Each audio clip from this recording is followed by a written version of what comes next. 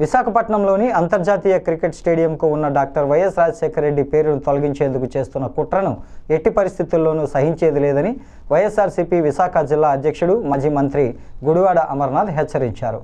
విశాఖపట్నం పిఎంపాలెంలోని అంతర్జాతీయ cricket stadium వద్ద వైఎస్ఆర్ పేరును తొలగించే ప్రయత్నాలకు వ్యతిరేకంగా వైఎస్ఆర్సీపీ ఆధ్వర్యంలో పెద్ద ఎత్తున నిరసన చేపట్టారు. ఈ సందర్భంగా స్టేడియం వద్ద మాజీ మంత్రి గుడివాడ అమర్నాథ్ మీడియాతో మాట్లాడుతూ వైఎస్ఆర్ పేరును తొలగించాలన్న కూటమి ప్రభుత్వ దుర్మార్గపు ఆలోచనను సాగనివ్వమని స్పష్టం చేశారు.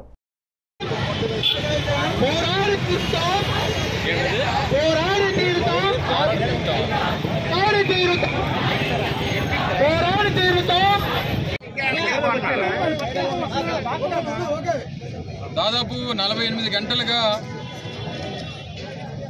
విశాఖపట్నంలో ఉన్నటువంటి ఇంటర్నేషనల్ అంతర్జాతీయ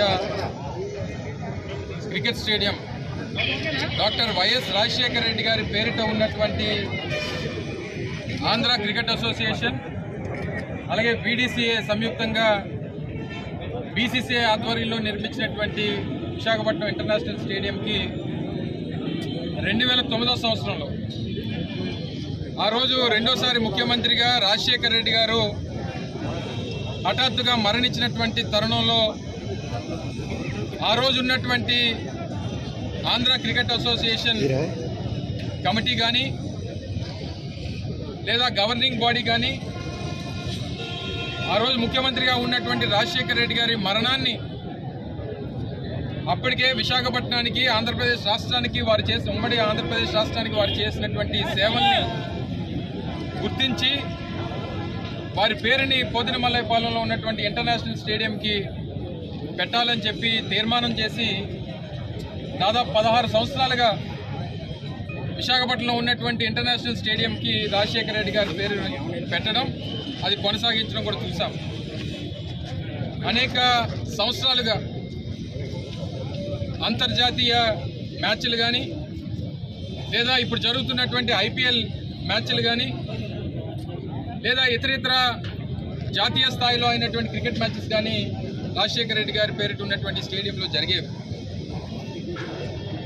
కానీ గడిచినటువంటి 9 నెలల క్రితం రాష్ట్రంలో ప్రభుత్వం మారిన తర్వాత కూటమి ప్రభుత్వం అధికారంలోకి వచ్చిన తర్వాత అసలు వైఎస్ఆర్ అనేటువంటి బ్రాండ్ ఈ రాష్ట్రంలో ఉండడానికి వీల్లేదు.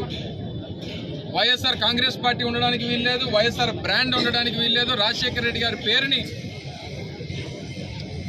ఎక్కడా కూడా కనబడకుండా చేయాలనేటువంటి వారి తాపత్రయం గడిచినటువంటి 9 మాసాలుగా చూసాం.